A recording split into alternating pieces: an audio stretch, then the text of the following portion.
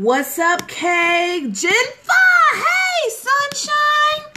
Nicole! Hi, GB! Hi, Maverick Rose! Oh my gosh, y'all, I am so massively late for this afternoon scope because your girl has not been feeling well. And so I kind of laid down for a minute and went completely out. So, not quite 100% myself. So we are late. I'm like 45 minutes late, and then I almost just didn't do it. This way I can catch you. Okay, got you, Rose. I almost didn't do it. But I was like, nope, because I told the Morning Scopes folks that I had a good tip for them. So, let's get rolling. So I'm TeeJ Mercer, and I am a retired award-winning television editor. For those of you who don't know me or who may be listening in on the scope, I need you to tap in to let me know that you're with me. Tap in. Thank you. Tap in. I feel like I'm putting on a whole lot of energy to talk because you know how when you get congested and my throat is raw. So please forgive me.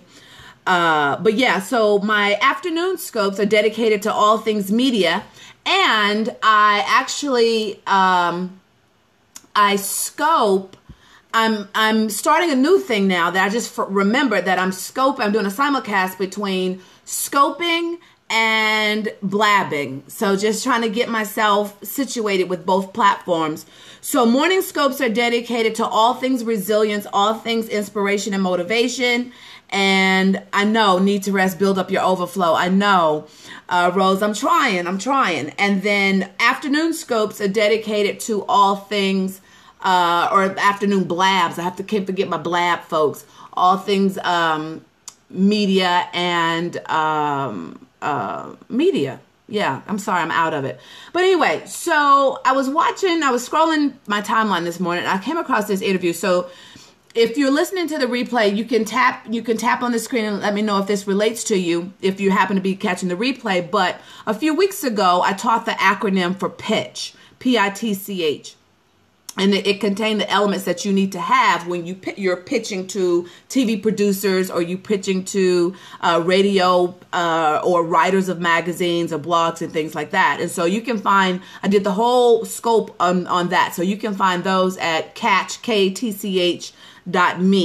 I'm not seeing any hearts. I just want to make sure I haven't lost anybody because I know I'm late, but okay, good. I'm like, that's my barometer of make sure I still am connected. And so one of the letters of pitch was the I, and I was investigate the facts. Before you pitch, before you look at a national story, because one of the things I teach you guys is the concept of newsjacking. And newsjacking is when an expert or an author are actually newsjacking, hijacking. I don't know why I'm up here. Like, I don't know why I do that. Like, I have no idea why I do that. But when an author hijacks or an expert hijacks a national story and applies it into the local market, and excitingly, one of my followers on my business page saw that I had posted, I think this was early last week, a newsjack about the Kim Kardashian new boxer braids, which, you know, in African American culture, we've been rocking boxer braids as cornrows since I was a little girl. But it didn't matter. I put out there the newsjack alert was to make sure you, hairstylists, make sure you pitch your local stations and tell them, hey, I can come teach you I can come teach your viewers how to get the Kim Kardashian new look. Roll with that thing. Take advantage of that. And so Shauna Payne actually did that, took my advice, pitched the St. Louis market, and got booked from a newsjack. So in that concept, you have to go from newsjacking into pitching. And the eye of pitching, like I said, was investigate the facts. So I was watching a interview today that I'm going to play for you guys, and I want you to see why this was today's tip. So I'm going to turn it around. Sorry, Blab, I just realized you can't see it. So maybe you can hear it, okay? So hold on. Uh-oh, hold on. formation tour where police agencies in the country are saying that they're not going to provide that sister with security. Okay, let's try this again. Herself because they are angry with her Super Bowl performance in paying. Let's go back.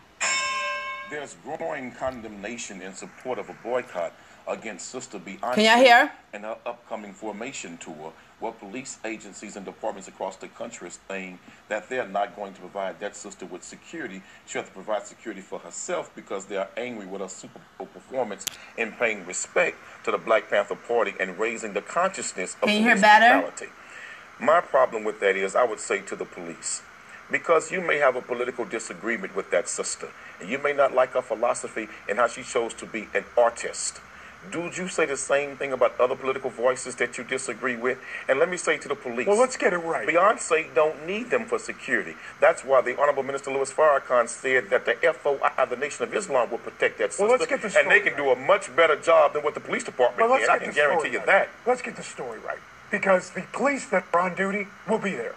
It's off-duty police officers that can offer to work along with the on-duty police officers who will be there, regardless of their gender or regardless of their race. But it's extra police officers who could make more money. They've said, no thanks, I'm not going to do that. The ones that are scheduled already will be there. So can we at least tell this story properly, Quanell, or do we want to turn it into something that isn't? Let's tell the truth. I want to say to Matthew Knowles, who lives right here in Houston, tell your daughter that she don't need them for security. In fact, don't spend one dime with these racist cops. Take that money and spend it with the FOI, your own beautiful, brilliant black brothers who've been doing security for almost 100 years in America and are very good at it. So at the end of the day, we ain't got to beg these devils to secure that sister. We have an institution among us that can do it themselves for our sister. I support those officers who said, you know what? I'm not going to ask for extra hours for this person. Good for you. That's fine. Somebody else will. I can assure you there will be off-duty police officers that say, hey, he's not coming? Well, I will. So it'll be fine. And you know what? We have a right, Quanell. We have a right. And I want to say to these police unions, you're not dealing with the same generation of black people you dealt with in the past. That generation in the past is not the generation today. And I want to warn them, we don't need to beg you for protection. We can protect ourselves. Good. I think you're absolutely right. So, Beyonce, let's start that formation with your own security team from your own people, and let's move forward. And police officers, I'm not sure which camera to look at. Great job. You did the right thing. Thank you. Okay. Anybody can tell me where that segment went wrong? Because I've watched, I'm trying to make sure it doesn't start at replay again. Uh-oh. Let's see. It's not turning around. Turn back around. Tap, tap. There it goes. There it goes. Okay. Can anybody tell me where that segment went wrong? Because typically, that's a very high intense segment that they go to battle. I'm upside down. Z in motion. Let's try this again. I'm upside. Am I still upside down? Am I still upside down? Yes, I'm still upside down. No, I'm not. Okay, good.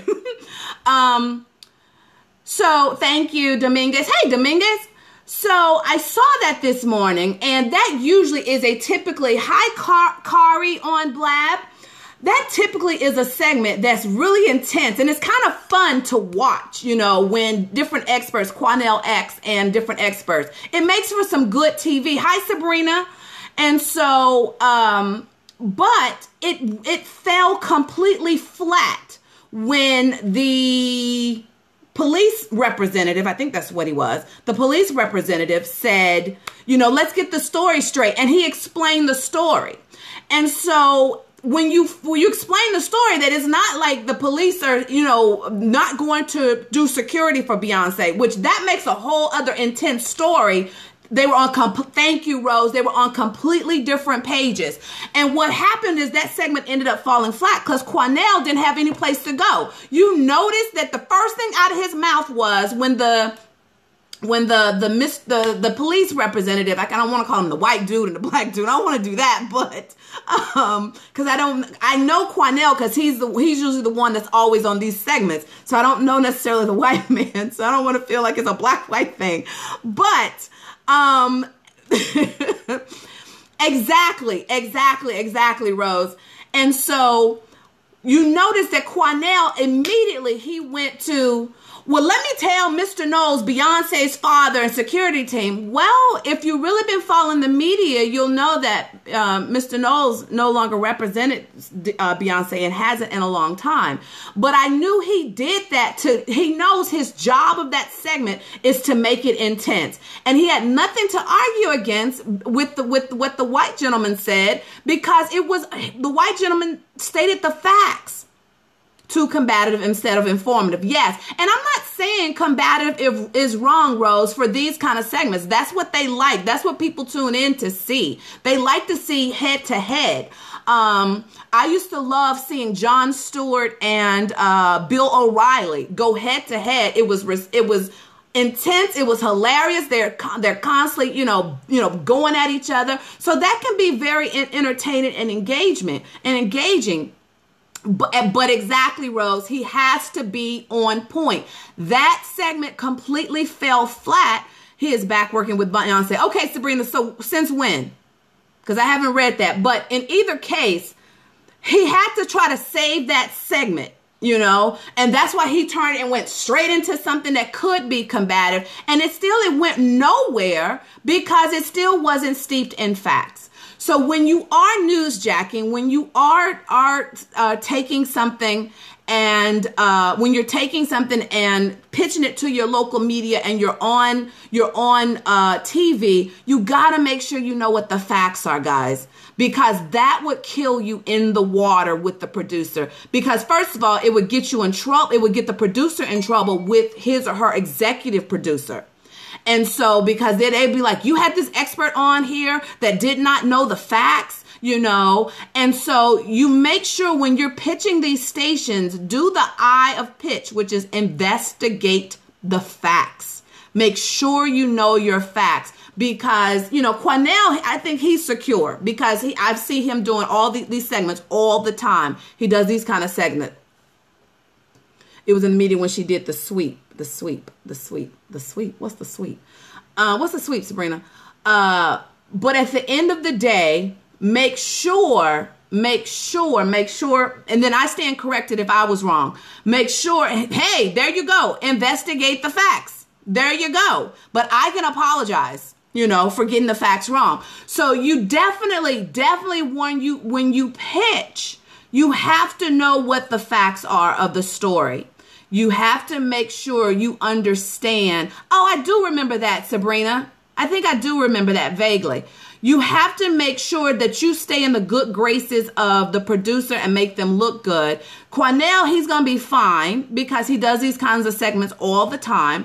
And so, he did. And now what I will say, though, is from his standpoint, he did an expert job into making sure that he turned that segment into that they are accustomed to. He knows his job on that segment, on that station, is to be combative. He knows that. He knows it's to actually do some good TV, make it intense, make it so that people are talking. He did that. So he took what, he thought he knew, and he took the end of the I hate saying the white gentleman's statement and turned it around and tried to go there with something a little more combative, but it just kind of fell flat. So that's the media tip of the day. Investigate the facts, myself included. Hi, Marissa. I looked at this and was like, oh, okay, wait, I can teach them this today. So this was quick. Anytime you're about to run a debate, do your research. Excellent, because I wasn't debating, Sabrina. So that is the media tip for today. TeeJ is probably going to go back and crawl in the bed because she doesn't feel well. So thanks for joining me. I will see you guys in the morning. I will see you guys in the morning for Inspiration Scopes, and tomorrow afternoon at 2:30 p.m., hopefully Pacific time, for media tips. Yes, I am going to go get some rest. Thank you, ZM Moden. So let's tap it out, tap it out, tap it out. I will. Hopefully I will, Songbird. Tap it out, tap it out, tap it out. In 10. Gina, we're wrapping up. Gotcha, Sabrina. I'm good. It's true. It's true. I mean, I'm good. I'm good with it. So, Marissa, hi, honey. Tim, Marissa, you didn't ever respond to my emails, by the way. Shoot me an email and tell me something. Don't just ignore me, girl. Don't just ignore me. I take it personal. No, I'm just kidding. Thank you, everybody, for the well wishes. Sabrina, I'll see you tomorrow night on our webinar. So in 10, 9, love you too, Sabrina.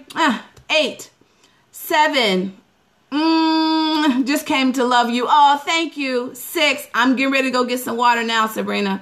5, 4, 3, I'm going to make, no, I ain't going to make God smile. I'm going to actually let God hold me. How about that? I was going to say, let's go make God smile, but I don't know about making him smile today. 2, 1. Bye, guys.